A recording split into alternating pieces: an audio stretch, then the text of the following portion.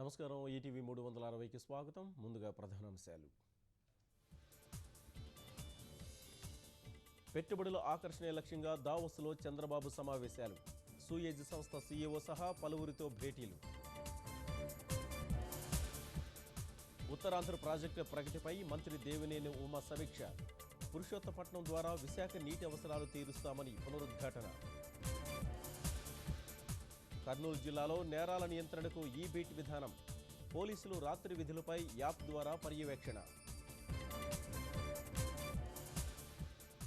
శరవేగంగా బెజవాడ బందరు రోడ్డు విస్తరణ పనులు. పరిహారంపై నిర్వాసితుల అసంతృప్తి.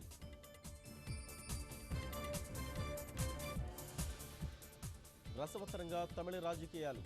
ఫిబ్రవరి 24న కార్యాచరణ వెల్లడిస్తానన్న జయ మేనకోడలు దీప. యూపీలో కాంగ్రెస్ ఎస్పీ మైత్రి దిశగా అడుగులు.